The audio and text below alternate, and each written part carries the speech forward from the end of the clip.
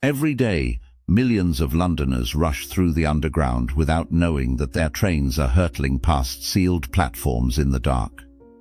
Behind those tiled walls sit abandoned stations, some frozen since the Edwardian era, others hiding secrets the government never wanted you to find. 8 of them are still down there right now.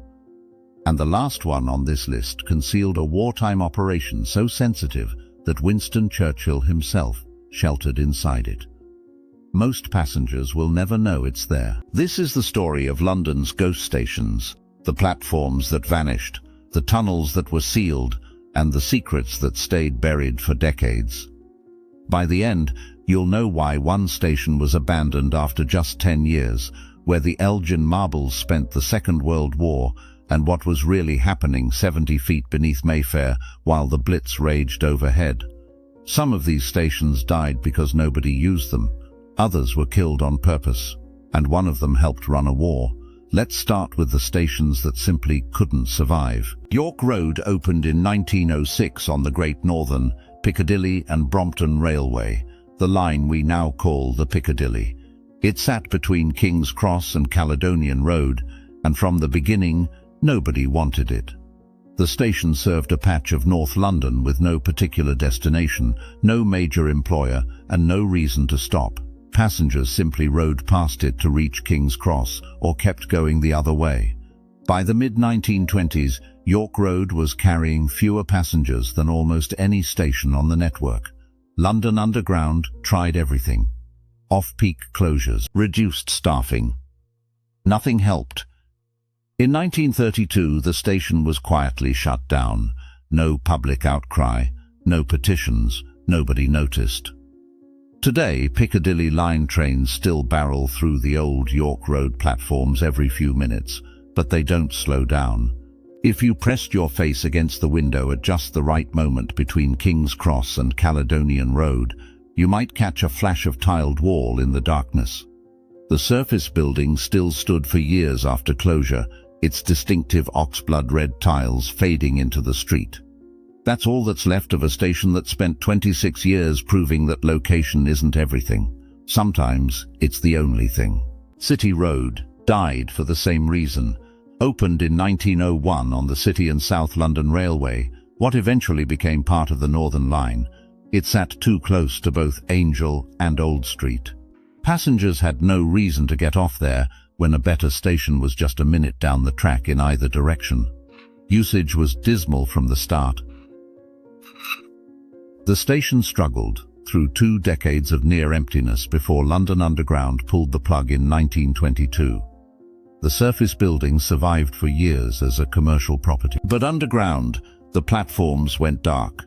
The tunnels are still there, sealed behind walls, while Northern Line trains thunder past them every day. Most passengers have no idea they're passing through the corpse of a station that gave up more than a century ago.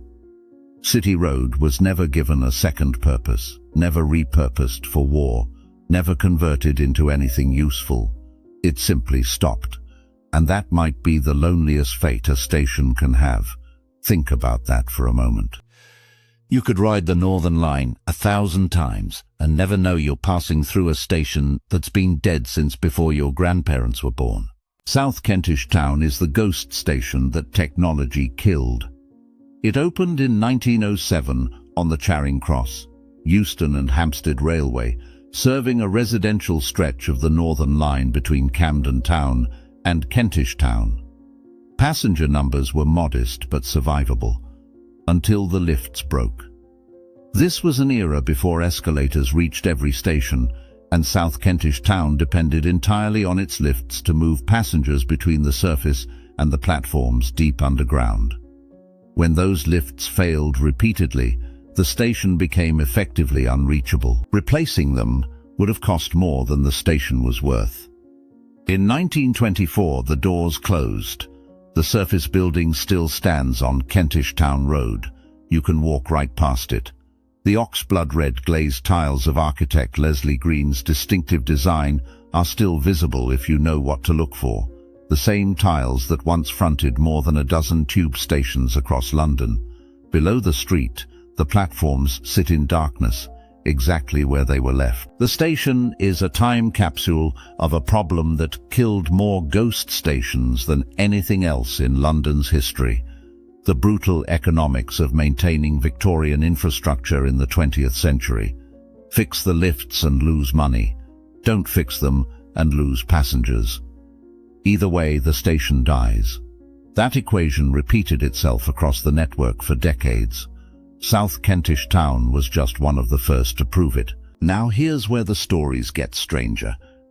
British Museum Station opened in 1900 on the Central London Railway.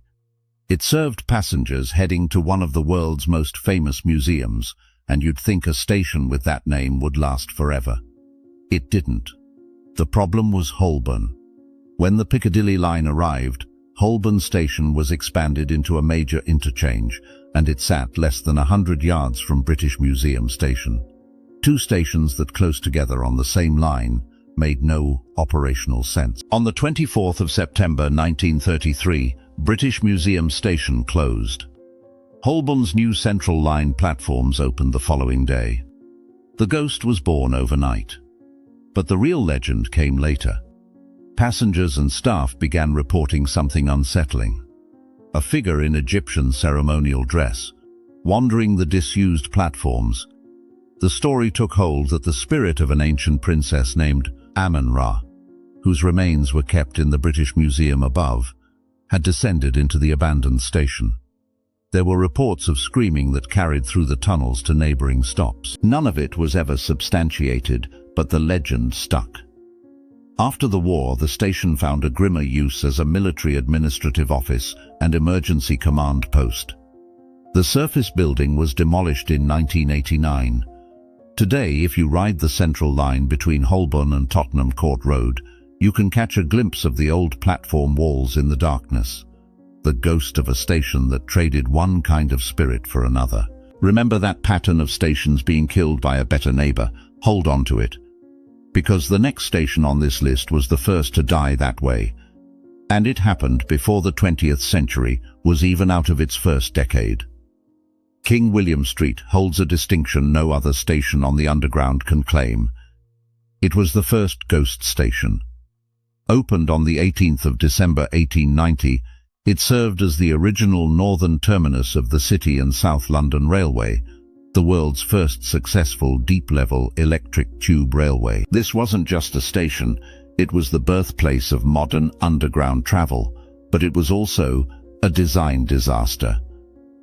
The platforms were built at the end of a tight, curving tunnel, and as the railway grew, engineers realized the tunnel alignment made it impossible to extend the line northward.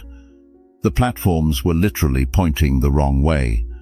When the railway pushed north to Moorgate in 1900, new tunnels were bored on a completely different alignment. King William Street was bypassed entirely. After less than 10 years, the world's first deep tube terminus went dark. Its surface building was demolished in the 1930s. During the Second World War, the abandoned platforms served as air raid shelters. Then silence again. The tunnels sat untouched for decades. It wasn't until the 2020s, when the Bank Station upgrade project needed construction access, that engineers descended the old spiral staircase and walked back into a station that had been frozen since the Victorian era. The London Transport Museum now runs virtual tours of the space. It's an extraordinary thing. The very first station to prove that the Underground could work is also the first one that proved stations could die. And it set the pattern for everything that followed. Build too fast, design too tight, outgrow the platform in a decade. London's Underground was learning by failure. King William Street was its first lesson. Now the stakes rise. Because everything we've covered so far, York Road, City Road, South Kentish Town, British Museum, King William Street, those stations simply died. The next three didn't. They were conscripted. Brompton Road opened in 1906 on the Piccadilly line, wedged between South Kensington and Knightsbridge. Like so many others, it was simply too close to its neighbours. The wealthy residents of the area had never wanted it in the first place, and passenger numbers stayed stubbornly low. In 1934, the station closed. But here's where Brompton Road's story diverges from every ghost station we've covered so far. Just before the Second World War, the War Office bought the building, the lift shafts and the lower tunnels for £22,000. They converted it into the anti-aircraft operations room for central London. This was where the Royal Artillery's 26th London Anti-Aircraft Brigade tracked incoming German bombers across a massive plotting map and coordinated the gun batteries defending the capital. A closed tube station became the nerve centre of London's air defence. After the war, Brompton Road stayed in military hands, used as a backup operations room, then offices for London District Military Command. It wasn't until 2014 that the Ministry of Defence finally sold it. The price? £53 million. The buyer was a Ukrainian businessman who planned to convert it to residential use. A station that opened as a failure ended up as one of the most expensive pieces of real estate in Kensington. The oxblood tiles on Cottage Place are still there. Trains still rumble past below. And somewhere in the lift shafts, a wartime plotting map of central London is still fixed to the wall. Aldwych is the ghost station most Londoners have heard of, and the one with the most extraordinary second life. Originally called Strand, it opened in 1907 as the terminus of a short Piccadilly line branch from Holborn. Passenger numbers were never strong enough to justify the service. By the 1920s, closure was being discussed. But Aldwych kept limping along, decade after decade, on a skeleton timetable. Then the bombs came, and Aldwych proved that a failed station could matter more than a successful one ever did. When the Blitz began in September 1940, Aldwych was shut to passengers and transformed into one of London's largest air raid shelters. Up to 1,500 people slept on the platforms and tracks every night, sheltered by the deep tunnels, while the Luftwaffe pounded the streets above. First aid stations, canteens, and offices were set up in the passages. But people weren't the only things sheltered down there. Churchill had ordered that not one piece of Britain's art should leave the island. So the tunnels between Aldwych and Holborn became a vault for priceless treasures from the British Museum, including 100 tons of the Elgin marbles crated up and hauled underground by rail wagon. Turner's Fighting Temeraire from the National Gallery was hidden down there. So was the Sutton Hoo treasure, an Anglo-Saxon hoard that had only been excavated days before war broke out. All of it rode out the Blitz in a disused tube tunnel. Bond Street Station opened on the 15th of March 1907, on the same Great Northern, Piccadilly and Brompton Railway that built York Road. It sat in Mayfair, between Hyde Park Corner and Green Park, and it was doomed from the start. The wealthy residents of Mayfair didn't ride the tube. They had carriages. They had motor cars. They had no interest in descending 73 feet underground to share a platform with the general public. Passenger numbers were pitiful. In 1932, Down Street closed, just another failed station on a line full of them. And then, in 1938, someone in the government looked at Down Street and saw something completely different.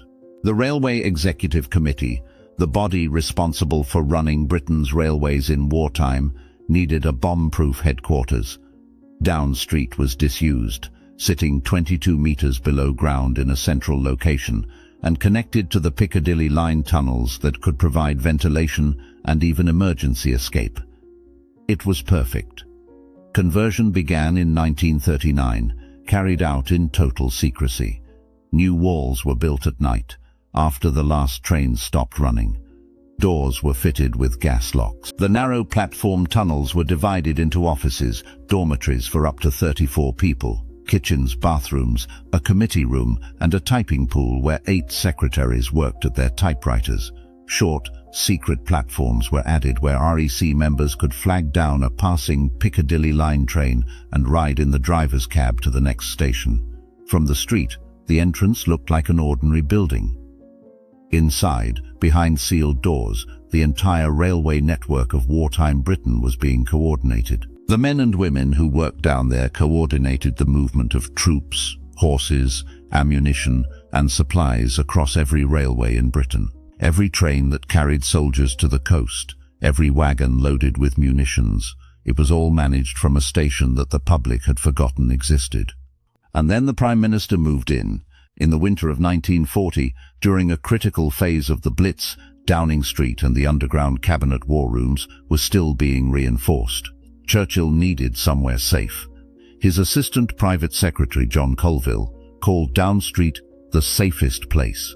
Churchill sheltered there overnight at least 5 times. He called it the barn. And here's the detail that captures the man perfectly. In November 1940, while London burned above and while the rest of the country endured rationing, Churchill dined in the executive mess room at Downing Street with members of the Railway Executive Committee and the War Cabinet. They were served caviar, vintage champagne, cigars and brandy, all supplied by the nearby railway hotels. A war leader eating caviar in a secret bunker beneath a station that had failed because it was too posh for the tube. You couldn't write it. A war leader eating caviar in a sealed station 70 feet underground, while the city above him burned, all because the residents of Mayfair once decided the tube was beneath them. Downing Street remained the Railway Executive Committee's headquarters from 1939 to 1947. After that, it returned to silence. Today, Piccadilly line trains still roar through the sealed platforms every few minutes. On the London Transport Museum's Hidden London tours, visitors descend the spiral staircase and walk through the warren of narrow tunnels. Signs still point to offices and committee room. Pencil marks from wartime draftsmen are still visible on the walls. Mustard-coloured plasterboard still clings to the original station tiles. And when a train comes through during the tour, everyone has to switch off their lights so they don't blind the driver. That's the story of London's ghost stations, 8 platforms sealed in the dark, each one a monument to something the city tried to forget. Stations that died because nobody came, stations that were killed by a better neighbour, and stations that were secretly given a second life when the country needed them most. Right now, as you listen to this, millions of Londoners are riding past sealed walls and bricked-up platforms without the slightest idea what's on the other side. Some of them are sitting in a train that's passing through Downing Street. The station too grand for passengers and too secret for the public. And they'll never even know. If stories like these deserve to be remembered, consider subscribing. And here's a question for you. If you were Churchill in 1940, sheltering 70 feet underground in a station that had failed because the locals thought the tube was beneath them, would you have ordered the caviar? Or would that have felt like tempting fate? If the hidden second lives of abandoned stations unsettled you, the story of Britain's ghost railways stretches far beyond London. Thousands of stations across the country were wiped from the map in a single act of government, and some of those lines are still fighting to come back.